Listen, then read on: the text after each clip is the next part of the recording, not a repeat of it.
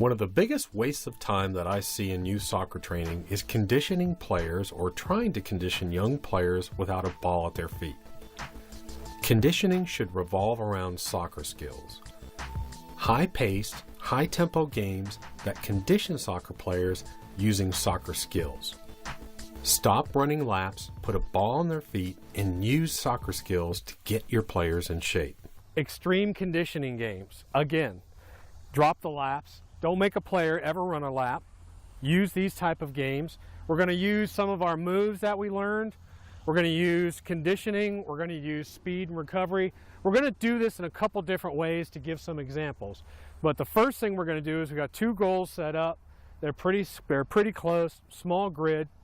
So let's do it slow motion. Robbie, the first thing you're going to do is you're going to pass the ball to Monica. So pass it, and now you cover her.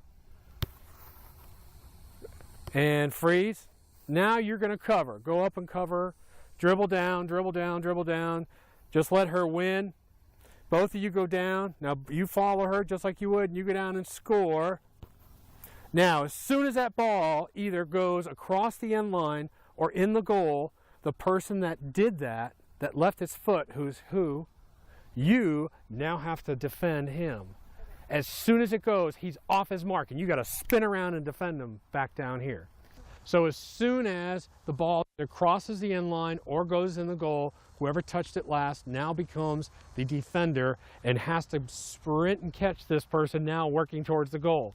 So now you would be covering me, and I'm coming back, and I beat you, and I score, and now you would take off, and I've got to go back and cover her now.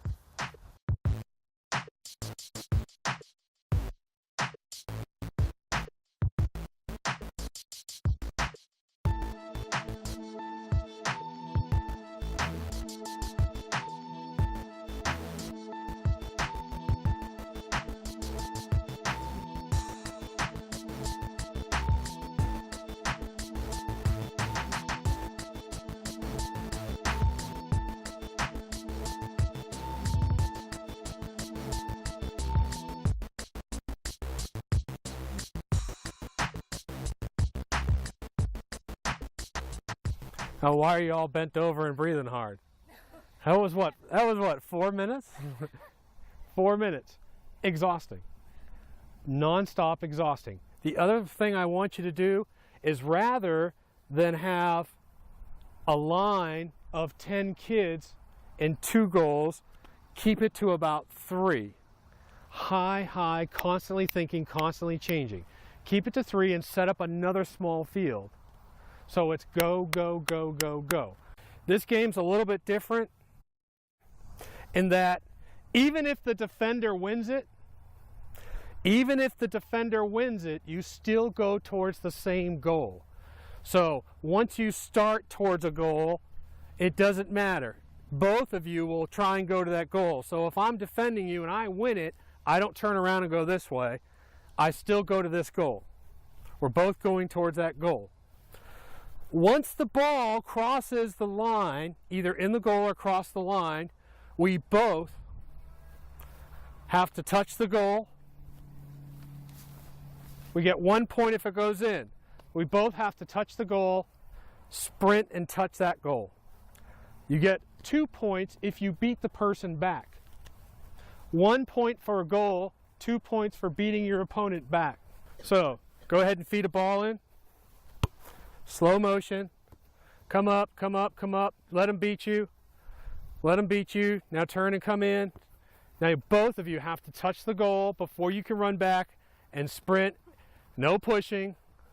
And go. Now, the important point to this drill is that waiting players need to be on the corners.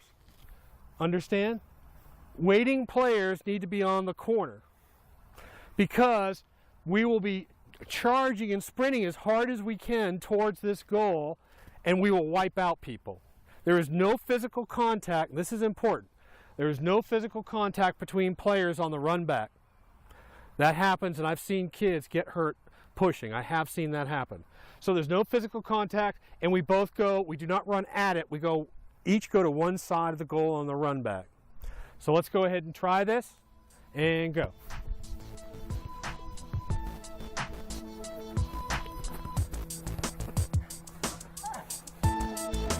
And go, Morgan, go. Feed it to her, go.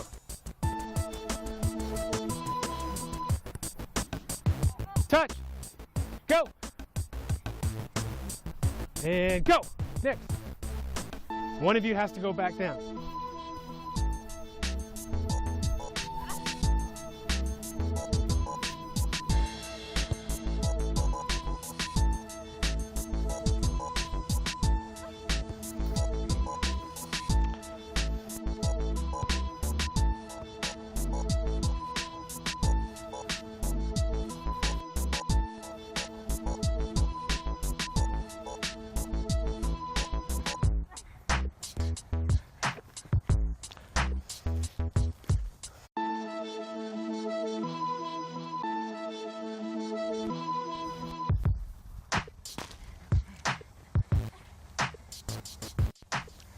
If you would capture the moment of recovery here for the players. Yeah. Come here, come here. Hear that? I want you to hear the breathing. 4 minutes? Is this, it's easier to run 2 or 3 laps, isn't it? Yeah. It's a lot easier to run 2 or 3 laps. Intense. This is by far the most intense session you will ever practice probably in soccer. I have witnessed high school players literally throwing up on the sidelines, pulling out because of blisters, absolute exhaustion. There's no reason, especially in the younger ages, to be conditioning. If we're not conditioning in relation to soccer, then we're just conditioning to win, or we're just conditioning to be in condition.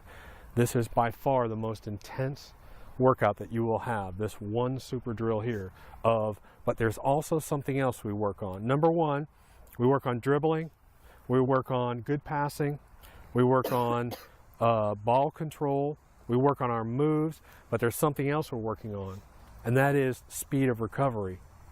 Because what we're doing now is, let's say we're in a play, we take a shot, the keeper makes a save, what do we have to do? Recover. That's what we're trying to do. Recover fast. Recover fast. Fast-paced, small-sided games are by far the best way to condition players at any level. More and more collegiate coaches are now using this format. It's high intensity and the cardiovascular benefits are incredible. This trains players like they play in a soccer game. Fast bursts of speed and energy followed by moderate walking or running.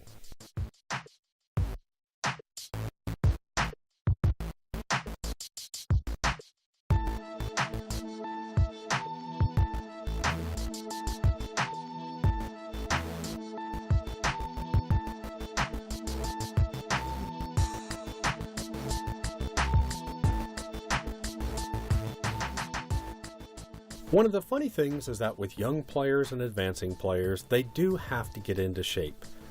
Not only is it good for them, but it helps prevent injury. One of our jobs as a coach is to understand that players don't want to exercise. They don't want to come out just to get in shape and do exercises. They want to have fun. That's our job. How do we turn an exercise or conditioning into fun and also incorporate skills? Here are some brief clips that you can use your imagination and expand this to any type of skill and conditioning you want. Now remember when you're watching this drill, this is conditioning and this is not easy. It's an exhausting drill, but the players are having fun. They're competing against other players and they have to finish or they're trying to win. An exhausting, high pace, high conditioning situation that's fun for the players.